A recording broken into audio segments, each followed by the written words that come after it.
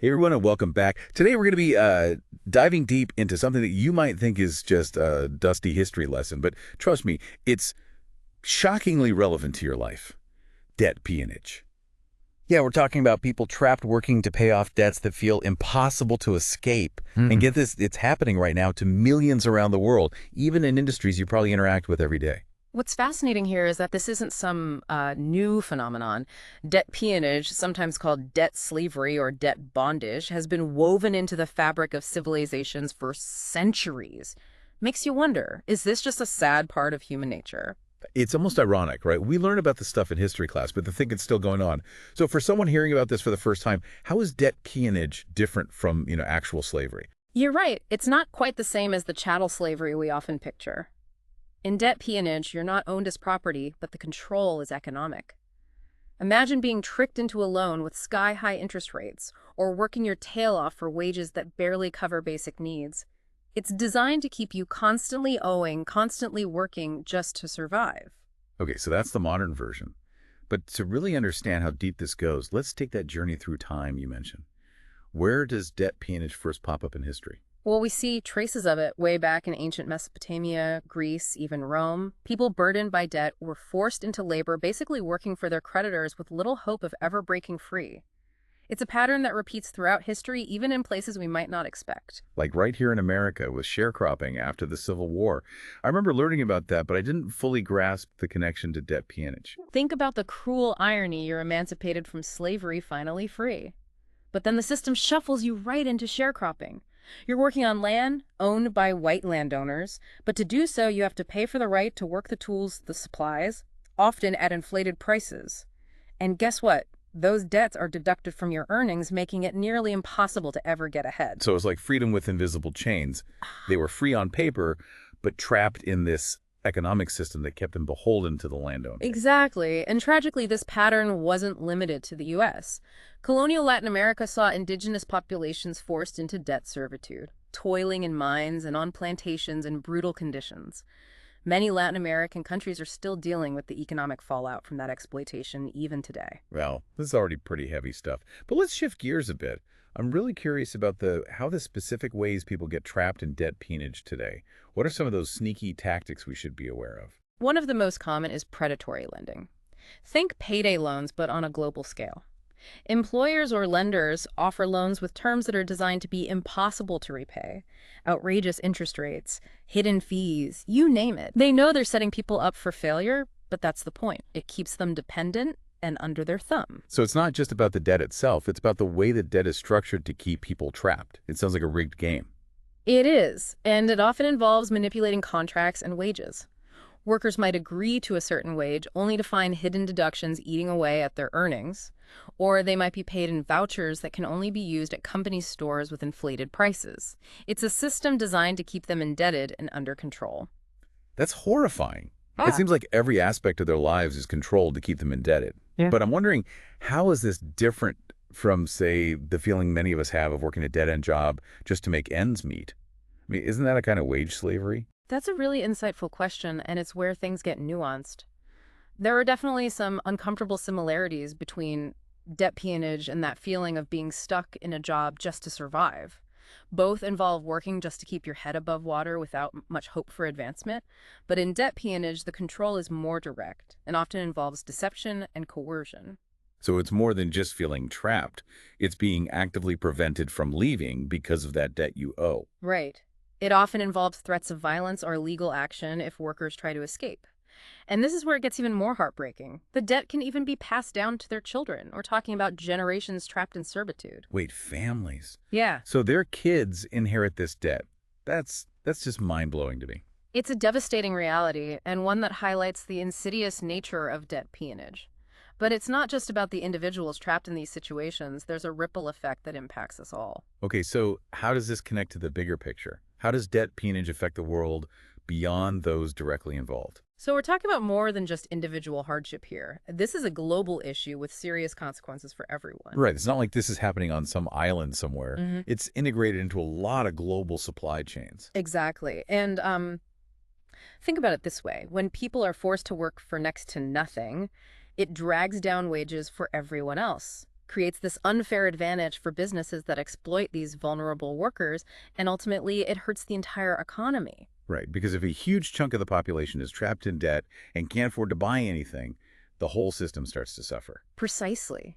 Exploitative labor practices like this lead to economic stagnation. It's like a disease that weakens the whole body, even if the symptoms aren't always visible. And of course, we can't forget the human cost. The psychological toll on these individuals must be immense. Absolutely. Imagine the constant stress, the feeling of hopelessness, the fear of retaliation. It takes a tremendous toll on their mental and emotional well-being. It strips people of their dignity and agency. It's heartbreaking to think about, and it seems like this kind of exploitation often reinforces existing inequalities in society. You're right. Debt peonage often targets marginalized groups, trapping them in cycles of poverty and exploitation that are incredibly difficult to break free from. It perpetuates those caste and class systems that keep people stuck in the margins. Okay, so we've talked about the problem, and it's pretty bleak, but are there any solutions? Is there hope for ending this modern form of slavery? There is. The good news is that there are people and organizations all over the world fighting back on a global scale. Both the UN and the International Labor Organization recognize debt peonage as a form of modern slavery and are working to address it. So there's international recognition of the problem. That's a good starting point. What about on a more grassroots level? Are there organizations working directly with these communities? Absolutely. There are incredible grassroots movements making a real difference. Organizations like Free the Slaves and Anti-Slavery International are working tirelessly to rescue individuals from debt bondage, provide legal aid, and raise awareness about this issue. That's inspiring to hear. It sounds like they're taking a multi-pronged approach, tackling the legal side, the economic side, and the social side of this problem. But what about governments? What role can they play in ending debt peonage? Governments have a huge responsibility to enact and enforce strong labor laws that protect workers from exploitation. Some countries have implemented land reform programs that give farmers more control over their land and livelihoods, breaking that cycle of debt dependence. Those are the kinds of concrete actions that can make a real difference. So there are practical steps that can be taken. It's not just a hopeless situation. Not at all. By shedding light on this issue, supporting organizations working to fight it, and advocating for stronger legal protections, we can all contribute to ending this modern form of slavery. This deep dive has really been an eye-opener for me. We've covered a lot of ground. But before we wrap up, let's recap the key takeaways for our listeners. We've learned that debt peonage, or debt bondage, is a form of forced labor that traps people in a cycle of debt they can never escape. It's a global problem with deep historical roots that's still impacting millions of people today. And it's happening closer to home than you might think. It's hidden in plain sight, in the clothes we wear, the food we eat, even the buildings in our cities. These are all industries that can be susceptible to these exploitative practices. Right. We need to be aware of the products we buy, the companies we support. Our choices as consumers can make a real difference. And we also need to understand the far-reaching consequences of debt peonage. It suppresses wages, weakens economies, perpetuates inequality, and inflicts a devastating psychological toll on those trapped in its grip. So what can we do? What responsibility do we have as individuals to address this issue? That's the question we all need to grapple with, knowing what you now know about debt peonage. What steps can you take in your own life? Maybe it's being a more conscious consumer-supporting organizations working to combat this issue, or advocating for stronger legal protections. Every action, no matter how small, can make a difference. It can feel overwhelming, right? Like, what can one person really do in the face of such a huge problem? But you're right, even small changes to our habits and choices can add up. Absolutely. Change starts with awareness. By understanding the issue, talking about it with others, and making informed choices, we can all contribute to a more just and equitable world. You know, I think what's really hit home for me today is the connection between debt peonage and everyday products. It's easy to just grab something off the shelf without thinking about where it came from, who made it, and under what conditions. That's a crucial point. As consumers, we hold a lot of power. We can choose to support companies that prioritize ethical labor practices, even if it means paying a little more for those products. It's about voting with our wallets. I like that, voting with our wallets and beyond our individual choices. What are some other concrete steps listeners can take if they want to get involved in the fight against debt peonage? There are so many ways to make a difference. Supporting those organizations we mentioned earlier is a great start. Donate, volunteer, spread the word about their work. It all helps.